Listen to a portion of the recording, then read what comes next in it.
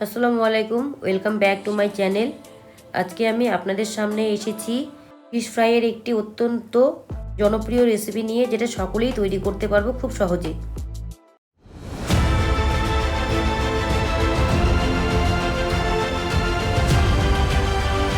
তো fish fry তৈরির জন্য এখানে আমি নিয়ে নিয়েছি কাতলা মাছের 6টা পেটির পিস। সেই পিসগুলোকে পরিষ্কার করে নিয়ে আমি একটি ফ্রাইং প্যানের মধ্যে দিয়ে সামান্য পরিমাণে জল দিয়ে দিলাম, আর দেব খানিকটা পরিমাণে লবণ দিয়ে ঢেকে মিডিয়াম টু হাই হিটে মিনিট 4 থেকে 5 আমি কুক করে নেব। ফুল কুক করব না, ফুল সেদ্ধ করব না। আমি দেখতে পেলেন কতটুকু পরিমাণে সেদ্ধ করেছি। একটু শক্ত থাকা অবস্থাতেই এগুলোকে আমি তুলে নেব।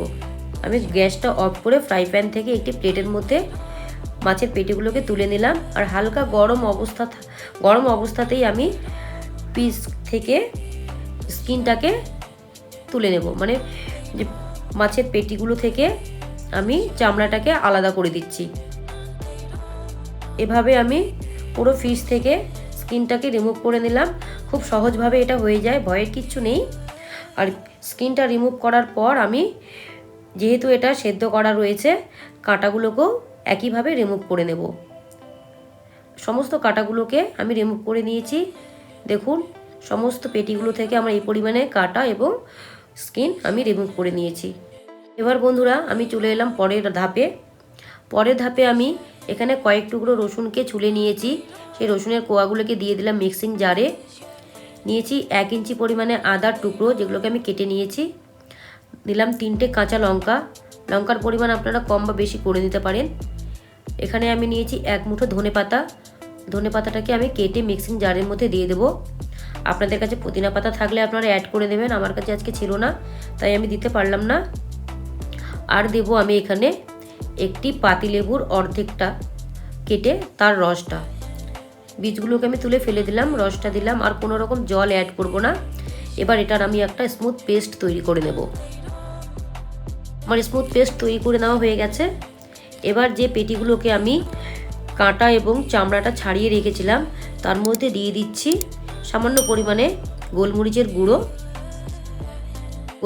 গুঁড়ো দেওয়ার পর যে গ্রিন পেস্ট আমি তৈরি করে রেখেছি, সেই গ্রিন পেস্ট দিয়ে পুরোভাবে মাছগুলোকে বা পেটিগুলোকে কোট করে নেব। আর দেব সামান্য পরিমাণে লবণ। যেহেতু লবণ আমরা সেদ্ধ করার সময় দিয়েছিলাম, তাই লবণটাকে একটু বুঝে দিতে হবে। লবণ আপনারা আপনাদের স্বাদ অনুযায়ী দেবেন। নিয়ে আমি পুরোপুরিভাবে পেটিগুলোকে কোট করে নেব।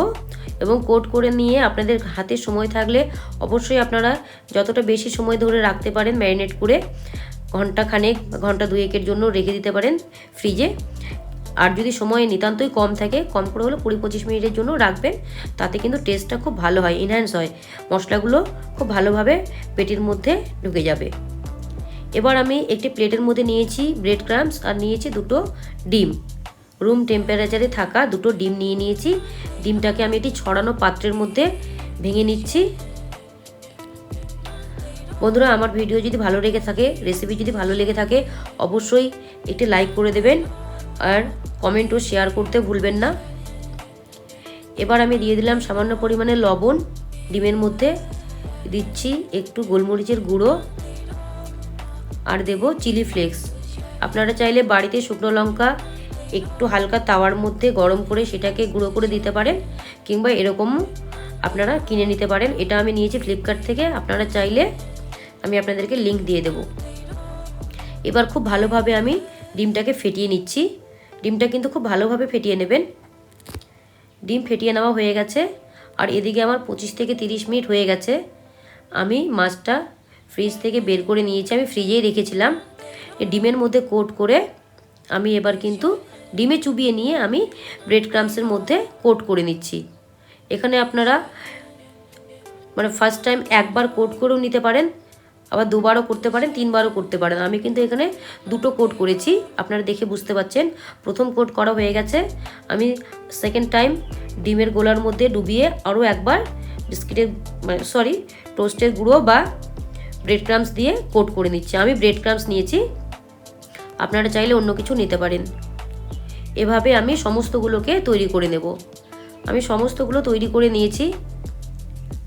এবার আমি ফ্রাই প্যান বসিয়ে দিয়েছি গ্যাসে এবং তেলটা খুব ভালোভাবে গরম করে নিয়েছি। বন্ধুরা আবারও বলছি, তেল খুব ভালোভাবে গরম করে নেবেন এবং একে একে আপনারা চাইলে খুন্তির সাহায্যে ছেড়ে দিতে পারেন তেলের উপর উইদাউট রিস্ক। আবার চাইলে হাত দিয়ে আমার মতো করে এভাবে ছাড়তে পারেন। আমার হাত দিয়ে ছাড়তেই ভালো লাগে, আমি যদিও দেখিয়ে দিয়েছি একবার খুন্তি দিয়ে। এভাবে সমস্ত পেটিগুলো যেগুলো আমরা কোট করে রেখেছি সেগুলোকে দিয়ে দিলাম তেলের মধ্যে ফ্রাই করার জন্য। আর এখানে আমরা ফ্রাই করব একদম লো হিটে। একটি স্পুনের সাহায্যে তেল ছড়িয়ে দিচ্ছি উপরেও, যেন উপরেও ক্রাঞ্চি ভাবটা সমানভাবে হয়ে যায়। হ্যাঁ বন্ধুরা, আরেকটা কথা বলি, এটা কিন্তু সঙ্গে সঙ্গে উল্টাবো না, মিনিট 2 থেকে 3 পর একটু উল্টে দেব। আর যেটা আমরা করেছি, আমি কিন্তু এখানে সঙ্গে সঙ্গে ফ্রাই করিনি, আমি কোট করার পরেও কিছুক্ষণ রেখে দিয়েছিলাম ফ্রিজে, মোটামুটি আধ ঘন্টা, তারপরে করেছি। তাহলে একটা সুবিধা হয়, আপনার কিন্তু খুব ভালোভাবে তেলে ফ্রাই হয়। তো দেখুন কেমন হয়েছে আজকের আমার ফিশ ফ্রাই। ভালো থাকবেন, সুস্থ থাকবেন, দেখা হচ্ছে আপনাদের সকলের সঙ্গে পরবর্তী ভিডিওতে। Thanks for watching. আল্লাহ হাফেজ।